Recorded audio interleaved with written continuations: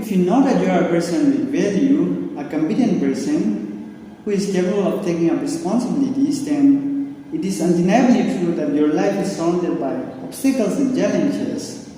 And so, in every nook and corner of your life, you are covered with taste.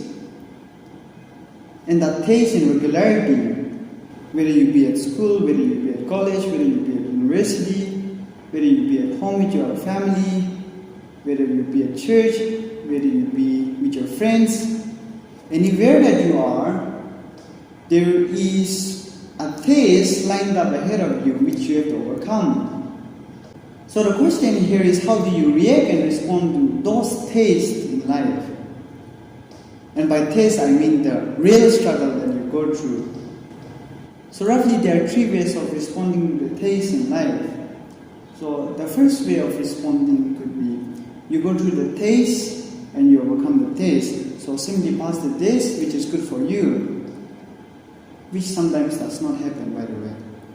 The second way could be, you go through the taste and you fail miserably, because good outcome is not always guaranteed, right? So you give your best, and although you give your best, sometimes you fail. And so failures could be enough to leave you disappointed. So that is the second way.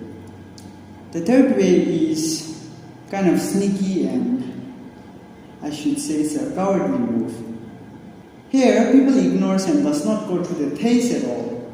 So most of the time, weak and naive people choose to follow this way, because the fear is that they will fail, right? Because when you go through taste, when you go through certain taste in life, the outcome is you either pass the taste or you fail the taste. And when you fail, sometimes you fail miserably. But if you are somebody who tries to bring change wherever you go, then the question could be something like, then what keeps you moving? What keeps you going forward? So to answer to that question, there is something called motivation, which has to be properly understood. And in later part of our video, we'll talk about how to stay motivated always. But before we jump into that, it seems to me that it's more than necessary to know the different ways to understand motivation. And so let's try to bring different ideas, intertwine them together, and let's try to look deeper and try to figure out what motivation is. The word motivation is derived from the Latin word motivus, which means a moving cause. So the good way to understand this is like, motivation is like a fuel that keeps your car running. It's like, motivation is like a fuel that keeps us moving forward, that keeps us going ahead. So that's a simple way to understand this. When we drop an object from certain distance, then we are sure that it is gravity that pulls the object down. But if we have to compare between 2 different objects and measure their speed, let's put it this way. On one side we have feather, and on the other side we have stone. And to measure the speed, right, and we knowing for sure that there is gravitational force, when we drop the 2 objects at the same time, which falls faster? It is the stone that falls faster, right? And we knowing that feather with 0 weight will rarely fall slowly. So what's the difference here? It is the weight of the object that makes the difference, right? The more weight the object has, the faster will the object fall, right? That's the analogy to understand this motivation. We might have certain goals in life, so the set goals in our life might be something that really pulls us, right? That really attracts us. But to answer to the question, then how do we keep going, might be the weight of the stone. Motivation could be the complete reason behind we going forward. Motivation is something that keeps us going, right? Intrinsically, when psychologists first try to understand and explain motivation, they first came up with the idea of instinct motivation approach. So, a psychologist by the name William McDougall came up with the theory, instinct motivation theory. So, according to this approach, motivation is something like a set of behavior that is biologically determined rather than learned. So, it has nothing to do with external environmental influence.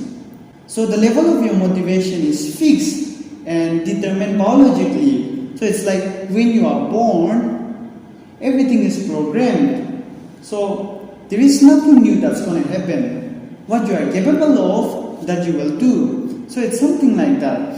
When we try to understand it in more evolutionary perspective, then maybe we can use the idea that an organism is capable of fighting and killing for survival, right? So it makes sense. For an instance, if you are somebody who works really hard and does not give up easily when met with failures, then this approach might bring up an idea something like, maybe it's because you are born that way, you are born hardworking. That's the nature of your behavior. And so there is nothing to add up, right? So there is nothing to learn, there is no space for you to learn, so everything is fixed. So how you are born with, that's how you behave. So that's the whole idea about this motivation according to this approach. But there is another way of understanding motivation, that is drive reduction motivation approach. According to this drive reduction motivation approach, motivation is, the level of your motivation is determined by your needs. So, for an example, we all have biological needs. So, that is, let's say, food, shelter, water, sex, and so on. So, when your physical body does not fulfill the needs, your biological needs, then there is some imbalances in you, right? So everything should be parallelly balanced. So suppose when you are hungry, all that you need is food, right? And you will do all means to fill your stomach, because there is a biological need which is unfulfilled, and when it's not fulfilled, then there is imbalance in you. There is imbalance physically and mentally. So somebody funnily said, a hungry man is an angry man, which is true to a very good extent, because when there is biological needs which are unfulfilled, then the other side of you, let's say aggression, so your aggression level also increases, so you become more aggressive, because here is something which is not fulfilled. So here is something that's rising up. So there is imbalance in you. Or if you are sitting inside a very suffocating room, then you will not be able to stay there long. You will try to go out and search for a place where you can breathe freely, right? So what makes you move out? What makes you go forward? Or what drives you is your needs and your interests. Or when a person's sexual needs are unfulfilled, it might go crazy, right? It might really escalate. Because there is biological need that is unfulfilled. So when a person cannot actually control his emotion, then that biological need might drive a person. And so that becomes a driver. And once emotion overtakes all the rational thoughts, then it might further lead to committing crime, right? And so we hear a lot about rape and other sexual abuse, all these cases, we hear a lot. And so this is a good reason, because what really drives you is your needs. There is a third way of understanding motivation. There is an approach called incentive motivation approach. So incentive motivation approach has all to do with reward. And of course there are different ways of dealing with people.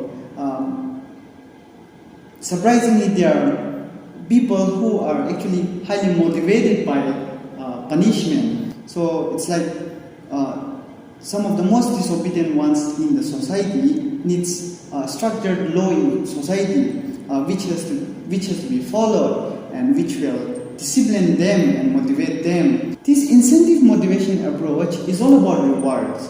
So it's like there is a reward in front of you, and when a reward is placed in front of you, all of your attentions and all of your focus is on the reward. So by all means you want to get the reward, and so you work hard.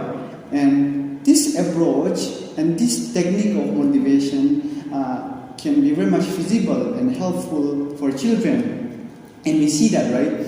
Suppose if children does not perform well in studies, or if they do not maintain good moral disciplines, so what is the good way to motivate them? Then maybe it's reward, right? So you make certain conditions like you do that, or you achieve that, or you secure this much marks and you get this. So there's a reward for doing something. So when there's a reward for doing something, it becomes a huge source of motivation for them to try really hard, for them to really go forward. So that reward becomes a big source of motivation. So this incentive motivation can also be very much helpful. The fourth way of understanding motivation is cognitive motivation approach. So what is this cognitive motivation approach? In this approach, what matters is the way you think, the way you perceive, the way you understand, the way you see things, the way you feel things, the way you set your goals, the ways of your fulfillment. So all these are the factors behind your motivation. And further, it's segregated into two types of motivation again. So the first motivation will be extrinsic motivation. Extrinsic motivation has all to do with the external environmental influence, right? So the biggest source of motivation, according to this extrinsic motivation, is the external source of motivation. So it can be your friends, it can be your parents, it can be your teachers, it can be the videos that you watch, it can be your books, it can be the religious books that you read, something like that. And by the way, I have a good number of friends who seems to be very much motivated by this extrinsic source of motivation. Books could be one good source, and especially religious books. It really shapes people. It really disciplines people. The person that I want to use here will be Mahatma Gandhi, because Mahatma Gandhi, by reading religious books, especially Bhagavad Gita and Bible, especially the New Testament, Mahatma Gandhi, reading the New Testament, he learned about non-violence, which led to a huge success for India's independence, right? So that was one. Then from Bhagavad Gita, he learned about selfless service, right? We have seen Mahatma Gandhi's service towards our country. So something like that. Like they are good external source which will motivate you. So extrinsic source of motivation can be a really good source of motivation as well, because there are people like who are so much motivated by motivational speech as well, right? I'm not talking about those people who listens to hours and hours of motivational speech and then sleeps the whole day. I'm not talking about them. But there are people who listens to some really good speech that really motivates them, right? So, which is helpful. The other source of motivation is intrinsic source of motivation. And I see myself a lot in this category. There are people who really considers that external source of motivations are helpful, but not so much, right? Because the good way to understand this intrinsic motivation is there should be a good relationship, a good bond between you and yourself.